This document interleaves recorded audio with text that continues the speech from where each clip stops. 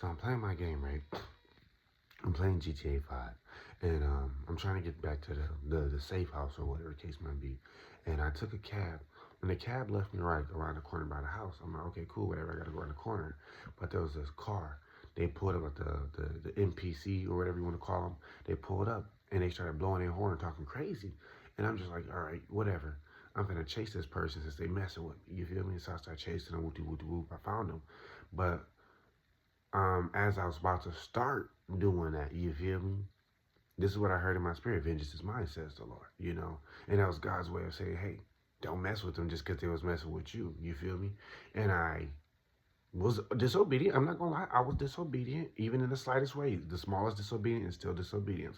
I was disobedient, and I chased that person around. And yes, I asked the Lord, help me find this car. And I found it. But granted, when it was time for me to get done, I went all the way back to the house, right? I found a car, I drove back to the house.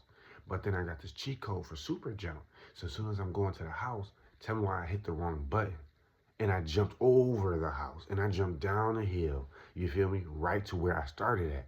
And tell me why a car pulls up and does the same exact thing that the first person did before I did all that chasing and all that. And I'm just like, I laughed. Because I'm like, how did I end up in the same exact spot and with the same exact scenario? And then I feel like I heard the Lord again, vengeance is mine. You feel me? So it's like the Lord literally gave me a second opportunity to be obedient. I took my butt home. I took my butt home. I wasn't finna be ignorant twice. You feel me? So with that being said, yes, you might have messed up. Yes, you might miss the opportunity, but there's sometimes in life God will really, especially if you're really repentant and you're sincere and stuff like that, and He really knows that you can do better, and He really knows that it's in you. He's going to give you that opportunity again to test to see if you're going to take what you learned. Are you going to be disobedient, or are you just going to do what God has called you to do and just get out the way, or whatever the case might be? You feel what I'm saying? So with that being said, man, when it comes to God and His opportunities, be obedient the first time around, because it's not going to always come back around. But when they do come back around, I'm telling you right now, focus, pay attention, and don't miss the mark. I'm telling you, don't be disobedient twice. Don't miss an opportunity twice. I'm telling you, you're going to feel like a knucklehead. But be obedient.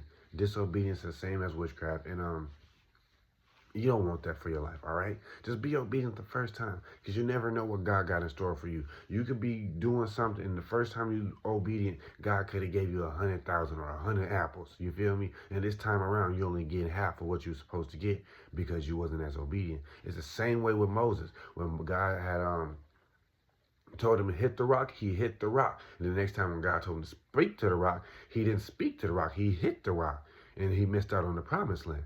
Be obedient, all right?